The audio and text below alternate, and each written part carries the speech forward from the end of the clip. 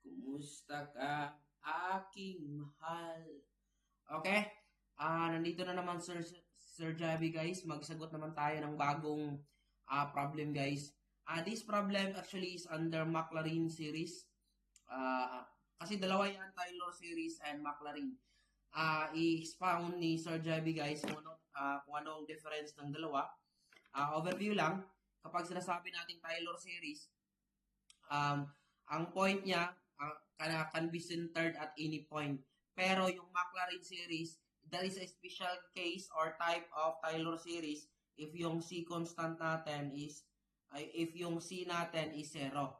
Now, dito, actually maraming formula yung McLaren series natin.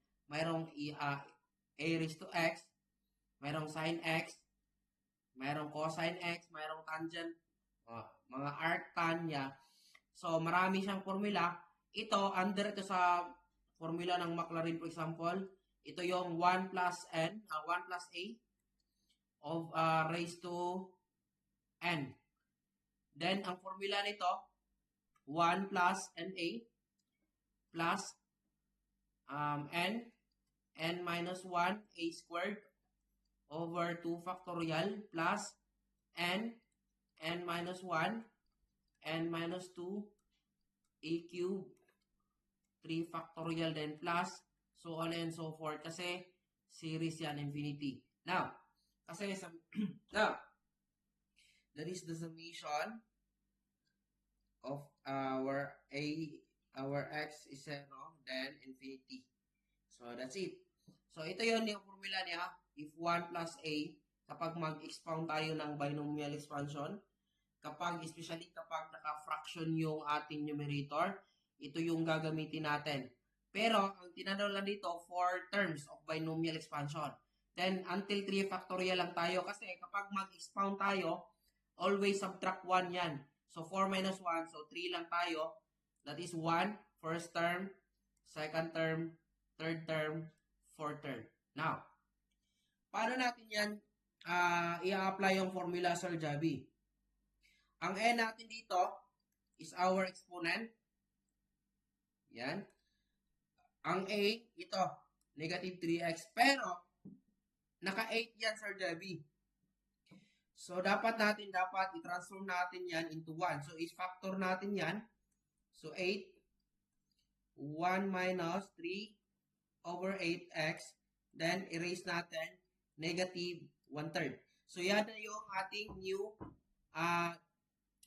expression. Now, kapag i-simplify natin yung 8 raised to negative 1/3, that is 1/2. So, ang new expression natin, 1 minus 3 over 8x, negative 1/3. So, next tayo. Ano yun? 1/2. 1 minus 3 over 8x, negative 1/3. Ang n natin dito, Sir Javi, ang n natin dito is negative 1/3. Ang a natin dito is negative 3 over 8x. Ang formula natin na gagamitin, ito, 1 plus a raised to n. Hindi naman siya na... Okay, 1 plus a raised to n. 1 plus na plus n minus 1 a squared over 2 factorial plus n minus 1 n minus 2 a cube over 3 factorial. Ito yung pattern natin, naka-ascending yung power natin. Kung ano yung nasa factorial niyan, no? Kung ano yung nasa denominator, for example, ito, 2. O 2 din yung a squared. 3 a cube. Yan yung pattern sa kanyang series o power of series. Now, ito. I-apply natin ang n natin. Ito, ang n. Pero, meron siyang 1/2, diba? So, ilagay natin 1/2. Bracket. So, 1, ang n natin is negative 1/3. Negative 1/3. Negative 1/3. Ang a natin, negative 3 over 8x. Then, plus. Negative 1/3 times negative 1/3 minus 1. Negative 3 over 8x squared over 2 factorial. Plus, negative 1/3 minus 1, negative 1, okay, hindi na siya masigo. Okay, negative 1/3 minus 2. Then negative 3 over 8x cubed. Then over 3 factorial. Now, dito Sir Javi, simplify muna natin yan. Ito, 1. Negative 1/3. Negative 1/3 times negative 3/8. That is 1 over 8. Positive 1 over 8. Mayroon siyang x. Ilagay natin yung x.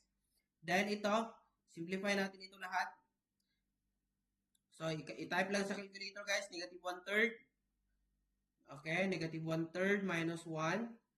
Then, negative 3 over 8 raised to 2. Ang sagot is 1 over 16. Pero mayroon siyang 2 factorial. 2 times 1, that is 2. I-divide lang natin yung 2. So, ang sagot natin dito is plus 1 over 32 x squared. Tama? Kaya mayroon yung x squared. Dito, ito negative 1/3 times negative 1/3 minus 1. Negative 1/3 minus 2. Negative, okay, negative 3 over 8 raised to 3. Mayroon siyang 3. Divide natin yung 3 factorial. Divide 3 factorial or 6. That is 7 over 768 x cubed. So, yan nating simplified form. Pero meron siyang 1/2 sa labas or Javi, ate siyang i-multiply. So, 1/2 times 1, 1/2. 1/8 times 1/2, that is 1 over 16x. Ito, 1 over 64x squared plus 1/2 times 768. Ang sagot natin dito, 7 over 1536x cubed. Ito yung first 4 terms ng ating binomial expansion ng 8 minus 3x raised to negative 1/3. Ito yung sagot natin, 1/2 plus 1 over 16x plus 1 over 64x squared plus 7 over 1536 x cubed. Now, meron pa yung isang tanong, Sir Javi. Gagamitan, we will use the answer from part A. Ang x daw is equal to 2/3 to rationalize, to find a rational approximation of cube root of 6. Kapag gamitan natin yung calculator, Sir Javi, ang sagot dito is, wait. Ang sagot dito is 1.81 or 1 point approximation 1.82. Now, take note, ang x doon natin is 2 over 3. So, yung ating 1/2 plus 1 over 16x, ano yun, isa, plus 1 over 64x squared, then plus 5, 1536x cubed. Tama ba? Tama. Ang x doon natin, i-substitute lang natin dito para makuha na natin itong rational approximation ng ating cube root of 6. So, ang mangyari dito sa Javi, atin lang yung i-substitute. 1 over 16, 2/3, plus 1 over 64, 2 over 3 squared, plus, meron yung 1536 yan, 5. No, that is not 5, that is 7. Why? That is 7 pala. 7, 1536, 2 over 3, cube. Okay, gamitan natin yung calculator, Javi, para madali lang natin itong matapos. Okay. Plus 1 over 64. 2 over 3 squared plus 71536. 2 over 3. No. Should be 2 over 3 raised to 3. So, ang sagot natin dito, 2851, 5184. Let us say this is A, this is B.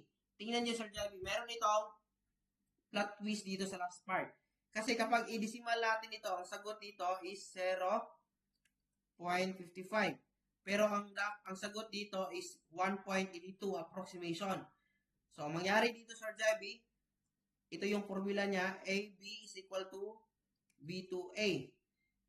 Reciprocal lang natin yan, maging 5184 over 2851. Okay, 5184 divide 2851, that is 1 approximation, 1.82. So therefore, nakuha natin yung sagot natin, 1.82 o yung approximation natin sa cube root of 6. So, next video natin, mag-siksik muna tayo, Taylor and Maclaurin series. Okay? This is actually for engineering na topic. Actually, math major Sir Javi, hindi ako engineering. Math major Sir Javi, Bachelor of Secondary major in Mathematics. Pero, okay. Try natin magsagot ng mga engineering problem kasi meron naman tayong mga followers na mga future engineers. Huwag kayong mag-alala guys, meron namang si IG Maling guys. Mag-watch kayo ng video niya kasi meron din siyang mga tutorial. Okay, this is Sir Javi from Indonesia, 668.